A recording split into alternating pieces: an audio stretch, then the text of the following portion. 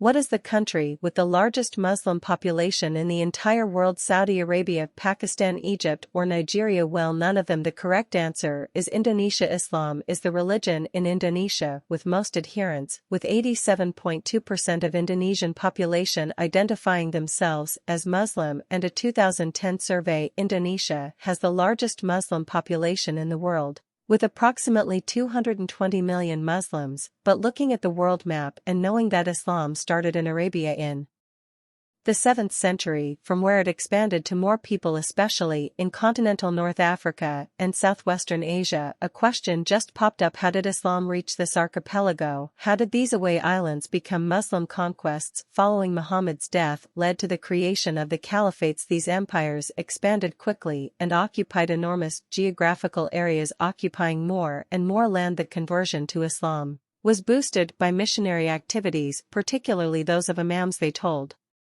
the religious teachings to the local people. Due to the rapid military expansion, the new religion expanded too, and the new conquered territories. These early dynasties focused on spreading the new religion, but also they focused on research, economics, and trading. During the Islamic Golden Age, more and more people converted to this religion, including crowned heads, nobles, but also trades and merchants. This resulted in rapid spreading towards the Indian and Atlantic Oceans. Islam influence first came to be felt in the Indian subcontinent during the early 7th century with the advent of Arab traders. Arab traders used to visit the Malabar region, which was a link between them and the ports of Southeast Asia, to trade. Even before Islam had been established in Arabia, the Arab merchants and traders became the carriers of the new religion, and they propagated it wherever they went. It was, however, the subsequent expansion of the Muslim conquest in the Indian subcontinent over the next millennia that established Islam in the region. Muslim missionaries played a key role in the spread of Islam in Asia. Some missionaries even assuming roles as merchants, they were sent across Asia in all directions under various titles. Often as traders, the missionaries were instructed to speak to their potential converts in their own language. Even before Islam was established amongst Indonesian communities, Muslim sailors and traders had often visited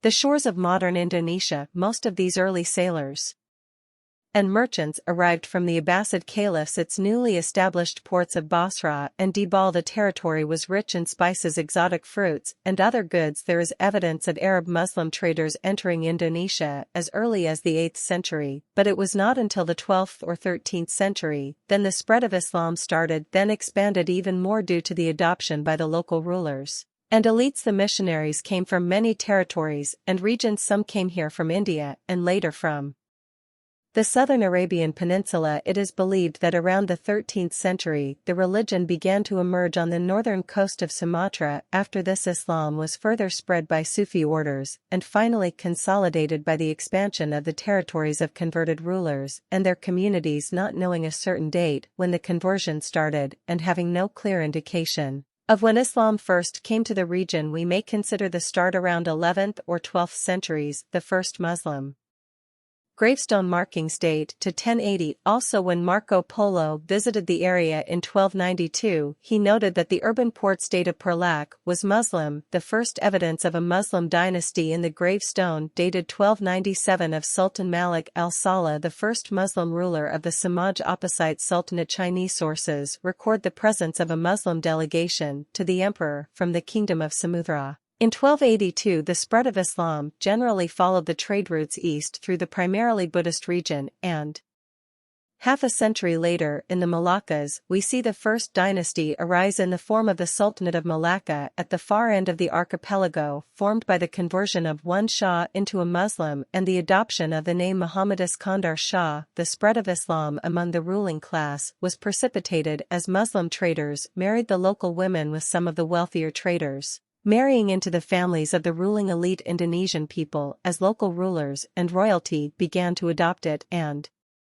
subsequently their subjects mirrored their conversion. The expansion accelerated in the 15th century as the military power of Malacca Sultanate and the Malay Peninsula, and other Islamic Sultanates dominated the region, aided by episodes of Muslim coup wars and superior control of maritime trading and ultimate markets. By the 14th century, Islam had been established in northeast Malaya, Brunei, the southwestern Philippines, and among some courts of coastal East and Central Java. The 15th century saw the decline of Hindu-Javanese Majapahit Empire, as Muslim traders from Arabia, India, Sumatra, and the Malay Peninsula, and also China began to dominate the regional trade that once controlled the Javanese Majapahit traders. Chinese Ming dynasty provided systematic support to Malacca. Ming Chinese Zhang's voyages is credited for creating Chinese Muslim settlement in Palembang and north coast of Java. Malacca actively encouraged the conversion to Islam in the region, while Ming fleet activity established Chinese Malay Muslim community in northeast coastal Java,